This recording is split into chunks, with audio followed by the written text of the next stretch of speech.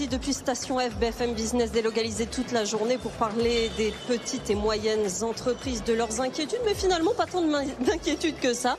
Ils vont bien les patrons, Philippe. 6e édition incroyablement énergisante avec toi ce matin. C'est vrai, Léonard Prunier est avec nous, président de la FEF. Bonjour Léonard. Bonjour. Franck Bonfils est à vos côtés, président fondateur d'un air d'ici. Bonjour Franck. Et Dominique Chargé, président de la coopérative agricole, agriculteur et vice-président de Terrena. Merci d'être avec nous tous les trois sur ce plateau. Franck, je vais commencer par vous. Vous êtes président fondateur d'un air d'ici, entreprise familiale créée en 2000 dans le Vaucluse. Rappelez-nous votre cœur de métier, ce que vous faites aujourd'hui. Alors notre cœur de métier, ce sont les fruits secs et graines que nous distribuons en vrac essentiellement, mais également transformés en sachets, aromatisés et en crème et purée de fruits secs. Alors vos marques, c'est Manger Juste, c'est Go Nuts. En 25 ans, c'était un pari en fait il y a 25 ans de créer une entreprise comme ça de distribution de graines. J'imagine que votre business a énormément changé sur ces 2 décennies et demie.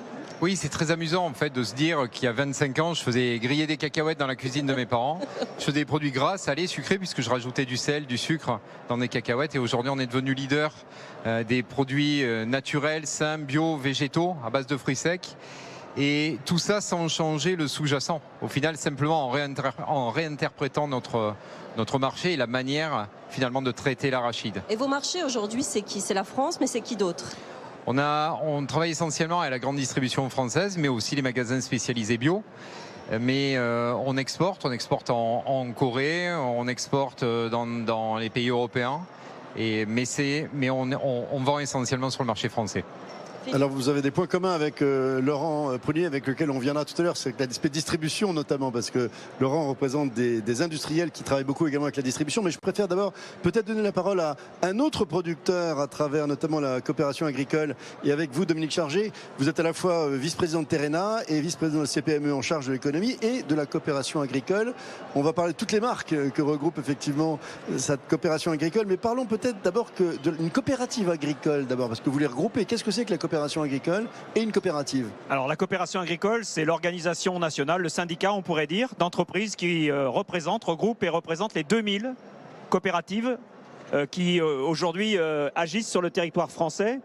Alors c'est une coopérative, c'est quoi? C'est une entreprise qui est ancrée sur le territoire, c'est une entreprise qui appartient aux agriculteurs, dans lequel les agriculteurs finalement décident entre eux de l'avenir de leur production, de l'avenir de leur territoire pour pouvoir continuer à produire, transmettre leurs exploitations et faire en sorte que l'agriculture, l'agroalimentaire de nos territoires perdure. Donc nous représentons aujourd'hui 70% de la production agricole, la moitié de ce que les consommateurs français mangent au quotidien, une marque sur 3. Ouais. Et nous représentons également 3 agriculteurs sur 4 qui sont aujourd'hui adhérents d'une coopérative. Vous avez raison, des marques incroyables. Tipiac, Isigny, Sainte-Mère, Entremont, Jacquet, Brossard-Yop, Les Candiades aussi. J'arrête, la liste est impressionnante. Et l'idée, enfin, le message... C'est bien que ce soit vous qui la citiez parce que moi, j'ai pas le droit. Ah bon, ben voilà, ben j'ai le droit, je le fais, je le dis. Donc c'est ça aussi le monde agricole. Mais un monde agricole dont l'une des priorités, c'est la souveraineté alimentaire. Oui, c'est la souveraineté alimentaire. Pourquoi? Parce que il a été mis en évidence, notamment au moment du Covid, le risque de fragilité, de vulnérabilité de notre chaîne d'approvisionnement, tout simplement parce que nous avons baissé de manière aujourd'hui dangereuse la production en France au risque de ne plus pouvoir approvisionner nos concitoyens. On importe aujourd'hui quasiment la moitié de la production, enfin de la consommation de fruits et légumes. Un poulet sur 2 que nous consommons est importé. 60% des moutons que nous consommons sont importés et c'est les importations qui continuent d'augmenter et la production qui diminue.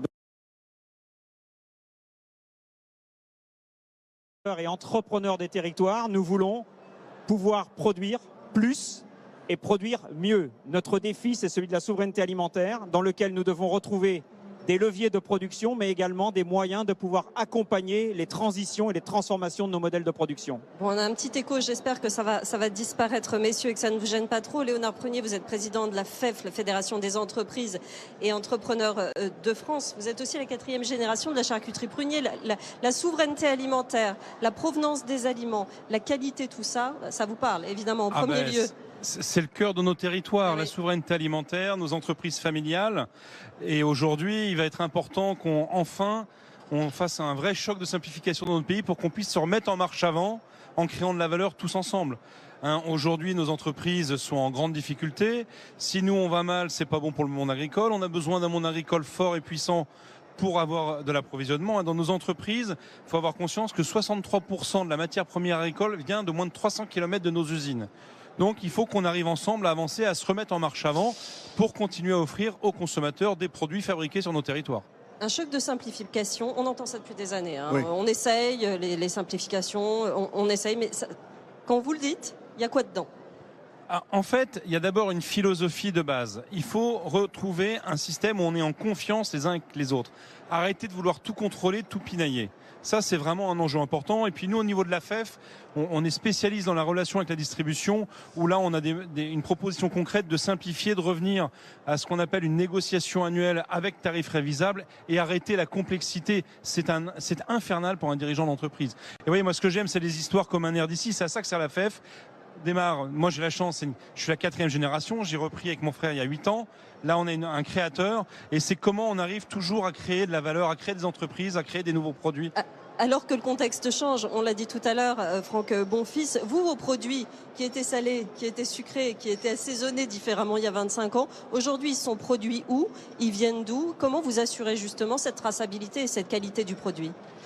Alors on a mis en place des filières dans tous les pays d'origine. On fait des fruits secs, donc les fruits secs ne poussent pas encore en France, à quelques exceptions près.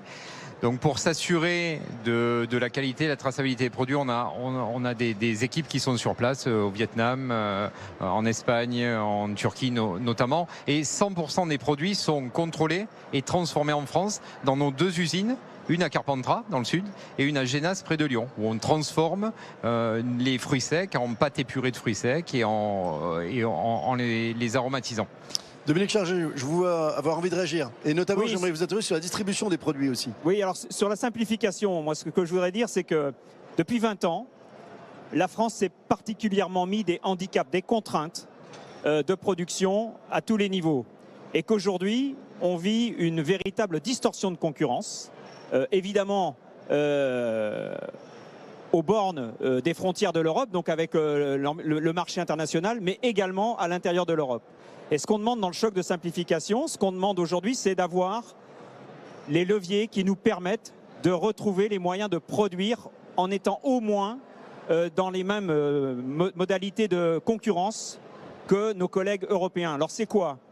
C'est évidemment d'abord des leviers qui vont nous permettre de pouvoir construire des élevages, développer nos élevages. Aujourd'hui, nous avons des contraintes particulières en France qui nous empêchent de développer nos élevages. Je prends 2 exemples. Celui du poulet dont je parlais tout à l'heure, nous ne pouvons plus aujourd'hui développer ou construire des élevages de volailles alors qu'il y a un besoin manifeste, encore une fois 50% et 80% dans la restauration en domicile des poulets que nous consommons sont importés. Oui. Et dans les œufs, qui est aujourd'hui la protéine qui a le vent en poupe parce que c'est la protéine la moins chère, oui. Et qu'aujourd'hui la France a développé des modalités, un mode de production qui permet aux poules de pouvoir être en plein air. D'ailleurs, nous l'avons fait sur une injonction très forte des distributeurs il y a maintenant une dizaine d'années, en nous jurant la main sur le cœur qu'ils n'achèteraient plus d'œufs de poules en cage. Aujourd'hui, nous manquons d'œufs parce que nous n'avons pas un rythme suffisamment élevé de développement des élevages en plein air et les distributeurs sont en train de s'approvisionner dans des pays européens notamment pour trouver des œufs que nous ne pouvons plus produire en France. Et ça, c'est quelque chose qui nous pose problème. C'est-à-dire qu'aujourd'hui, on importe des produits dans notre pays qui sont contraires et qui ne respectent pas les standards de production que nous nous imposons, qu'on nous impose en France. Mais donc, nous voulons revenir par une loi, un projet de loi qui est aujourd'hui en cours, c'est le projet de loi Duplon, qui doit nous permettre de lever un certain nombre de contraintes autour justement de ces questions des tailles et des possibilités de pouvoir développer des élevages, de l'utilisation de l'eau, de pouvoir aussi mieux accompagner les transitions parce qu'aujourd'hui il y a des modalités particulières en France, des contraintes qui empêchent nos coopératives de pouvoir accompagner les agriculteurs dans les transitions. C'est intéressant parce que vous parlez finalement de ce qui se passe en France, mais il n'y a pas que ça, il y a Bruxelles qui ajoute finalement une ligne de plus de contraintes, qui n'est pas toujours d'accord avec les réglementations françaises. Comment on arrive à avoir au bout du compte gain de cause pour les producteurs? Alors effectivement, l'agriculture est la seule politique aujourd'hui intégrée à l'échelle européenne Et ça, c'est historique. Ça a permis un formidable développement de l'agriculture et, j'allais dire, d'une capacité d'alimentation de prix qui ont permis à chacun de s'alimenter à des prix modérés. Aujourd'hui, Bruxelles, effectivement, impose des normes. Mais ce que nous demandons, d'abord, c'est de garder une politique agricole intégrée et unique, en tout cas à l'échelle européenne. Mais nous, ce que nous demandons, c'est que la France ne surtranspose pas. Notre problème, c'est que la France surtranspose, dans la transposition des règlements européens, surtranspose les directives européennes. Et ça nous pose problème parce que ça nous met en situation de distorsion de concurrence. Léonard Prunier, j'aimerais revenir avec vous sur un sujet qu'on avait évoqué dans l'émission où vous avez la gentillesse de venir il y a quelques semaines, puisque en fait les difficultés économiques des industriels, des PME et des ETI s'aggravent. Est-ce qu'on peut en dire un mot, parce que c'est évidemment une des préoccupations de la FEF? Ah ben oui, la situation s'aggrave. On est passé depuis 2018 de 19% d'entreprises déficitaires à 33%, et 62% de nos adhérents nous expliquent que 2025 sera encore pire. Mais je dirais, on ne fait que baisser, parce qu'on enchaîne les crises. On le voit avec l'actualité malheureusement internationale ces jours-ci, et à chaque fois on descend d'un cran. Maintenant elles se superposent en fait. Voilà, elles se superposent, les crises s'enchaînent à un rythme, mais je dirais c'est le monde d'aujourd'hui, donc faut qu'on fasse avec. Mais ça nécessite de changer notre approche de la relation, notamment dans nos métiers de la relation commerciale, pour repartir sur plus de confiance et plus de liberté, je dirais, au niveau des PME. Notre intérêt à nous, entreprises, c'est de nous développer et c'est d'être positionnés au juste prix. On voit que la concurrence est très forte dans l'univers de la distribution. Aujourd'hui, on n'a plus que 4 centrales d'achat en France, et je parle bien en France, parce que nos entreprises sont bien négociées en France. Mais donc, il faut des règles du jeu adaptées qui tiennent compte de ce qu'on appelle ce déséquilibre significatif et qui passent par beaucoup plus simple. Ce que vous dites, c'est que la trésorerie est un élément majeur. La trésorerie, on en a parlé les deux demi-heures précédentes. Les entreprises ont du mal avec ça. 49% des entreprises sont endettées au-delà de 7 ans. Ça date de quand? Ça date du Covid? C'est à cause des PGE ou c'est les années suivantes qui ont posé problème? C'est le cumul de toutes ces années, et c'est surtout lié à la baisse des résultats. Une entreprise ne crée de la trésorerie que si elle est rentable. C'est le principe de base de l'économie, la rentabilité qui permet d'investir. On est passé, quand on perd de la trésorerie, on est dans le cercle vicieux, et il faut réussir à recréer le cercle vertueux qui est: j'ai de la trésorerie, je peux investir, je suis plus productive, j'innove. Donc il est important, et c'est ce que j'appelle de se remettre en marche avant, d'arrêter de descendre, de tomber. On voit que les écarts se creusent, et pour ça, il faut nous faciliter les choses et nous redonner de la rentabilité. Franck Bonfils, vous ne semblez pas être affecté par ce qu'on évoque là. Tout à l'heure, vous présentiez votre entreprise née dans une cuisine à fabriquer quelques cacahuètes il y a 20 ans, qui aujourd'hui a des producteurs au Vietnam, un peu dans le monde entier. Quels sont les secrets en fait d'un air d'ici pour afficher cette bonne mine, cette bonne ambiance d'entreprise? Alors, je suis désolé, mais je vais sûrement pas vous révéler un secret qui est généré par de l'IA et qui est très technique. C'est simplement le bon sens. Alors on en parle autour de cette table du bon sens. Je pense que le vrai choc de compétitivité qu'on doit avoir, c'est celui du bon sens. C'est celui d'éliminer la règle, d'éliminer la norme qui devient le sous-jacent de l'inaction. En fait, aujourd'hui, on me dit, non, on ne peut pas faire ça parce qu'on a telle norme, ou telle règle qui se télescope avec une autre. C'est la première des choses. La deuxième raison du bon sens, en fait, c'est que moi, j'ai créé mon business model là-dessus. En se disant, on pollue des sols avec des pesticides, faisons des produits bio. D'accord ? On produit 440 millions de tonnes d'emballage à usage unique en plastique chaque année. Très bien, faisons du vrac. On jette un tiers de la richesse que la Terre produit chaque année. D'accord ? Très bien, consommons que ce dont on a besoin. Donc, du bon sens. Être une entreprise engagée, on l'entend dans ce que vous dites, tout ça, ça donne des produits plus chers, du bio, du recyclage, c'est des investissements, c'est pensé à la base, mais ça donne des produits plus chers. Le pouvoir d'achat, il a une limite à un moment, notamment sur les produits comme les vôtres. Alors, ce qui est assez magique dans notre modèle, je parlais de bon sens. Est-ce que c'est pas du bon sens que d'acheter des produits bio en vrac aux produits conventionnels, conditionnés? Je parle pour mon secteur qui est le fruit sec. En fait, c'est ce qu'on a réussi à faire. Et donc, on a contourné cette problématique-là. Et on l'a contourné en rajoutant de l'éthique, en rajoutant du respect et de la logique dans ce qu'on achète. Et c'est là que l'Europe est très contradictoire. On a un modèle qui est très éthique, on a un modèle qui est qualitatif, on a un modèle qui pourrait s'exporter. Mais en fait, qui est sclérosé par tout un tas de règles. Dominique. Oui, moi je trouve très intéressant ce qui est exprimé parce que c'est l'illustration de l'agilité. Et on est dans un moment où nous aurions justement besoin d'agilité par la simplification, et on ne peut pas avoir cette agilité. Je m'explique. On a des modes de consommation qui évoluent à vitesse grand V. La consommation est en train de ce que j'appelle se nomadiser, c'est-à-dire qu'on consomme de plus en plus En mobilité. du snack food et on consomme de plus en plus des repas qui ne sont pas structurés. Tout ça, ça veut dire qu'il faut qu'on fasse évoluer l'usage de notre production agricole à ce que seront les consommations de demain, et qui plus est, on doit le faire avec une logique d'accessibilité prix qui correspond à ce que les consommateurs souhaitent avoir comme produit. On doit pouvoir C'est une équation un peu compliquée. Oui, mais Sandra, on doit pouvoir produire pour tous les modes de consommation et tous les moments de consommation.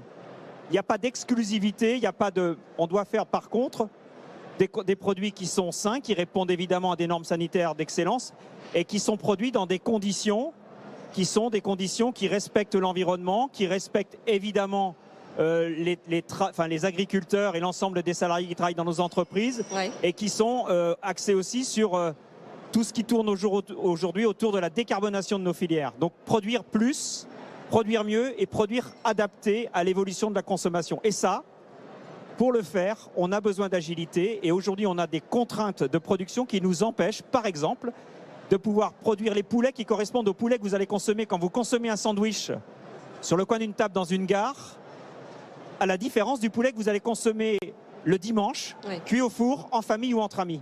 Ce n'est pas les mêmes poulets, et pourtant ils doivent répondre tous les deux à des standards et à des moments de consommation qu'on doit être en capacité de produire, et ça nous pose problème. Dominique Chargé, vous évoquez effectivement le fait qu'il y a des nouvelles habitudes de consommation, mais on évoquait aussi ensemble, avant l'émission pour la préparer, celle d'une nouvelle génération, parce que produire par qui, et avec qui et pour qui, parce qu'il faut aussi attirer de nouvelles vocations dans l'agriculture française, et vous dites vous-même, nouvelle génération d'agriculteurs, nouvelle génération de salariés, il faut qu'on reste attractif. Parce qu'on a évoqué tout au long de cette émission les équipes, la pénurie de main-d'œuvre, la pénurie de talent. Vous avez aussi ce problème d'attractivité aujourd'hui. Comment vous allez le gérer? La question du renouvellement génération, c'est le troisième défi. Si on prend le défi de la souveraineté, le défi des transitions, le troisième défi, c'est le renouvellement des générations. Mais en fait, nous serons d'autant plus attractifs que nous serons en capacité d'accueillir de nouveaux agriculteurs et de nouveaux salariés dans nos entreprises qui prendront du plaisir à leur travail. Et pour prendre du plaisir, il faut être dans un registre, j'allais dire, positif. Et dans ce registre positif, c'est donc justement d'être en capacité de produire ce que les consommateurs attendent, de le faire dans de bonnes conditions, de le faire en respectant ce que sont aujourd'hui les enjeux de décarbonation, de changement climatique. D'ailleurs, à ce titre-là, je voulais juste illustrer le fait que l'agriculture et l'agroalimentaire ont baissé leurs émissions de carbone de 12% entre 2022 et 2023. C'est 3 fois plus que la moyenne de l'économie française. Je veux le dire.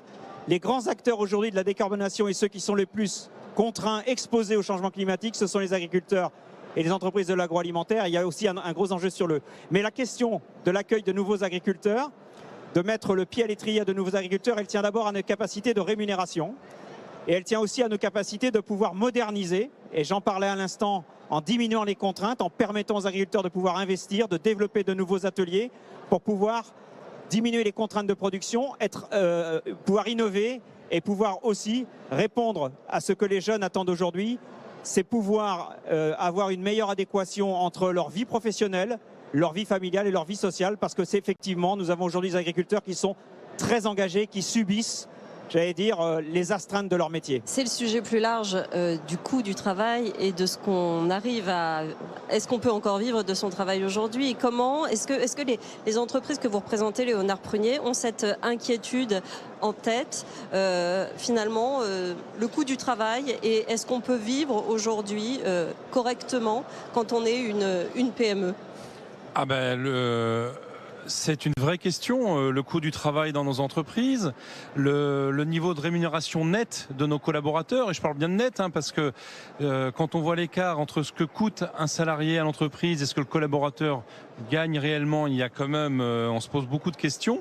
Donc ça, c'est un véritable enjeu de compétitivité, mais je dirais, c'est un véritable enjeu aussi sociétal. Le travail doit rémunérer et doit permettre de vivre plus que décemment, et on doit pouvoir s'enrichir par son travail. Ça, c'est vraiment un sujet de fond.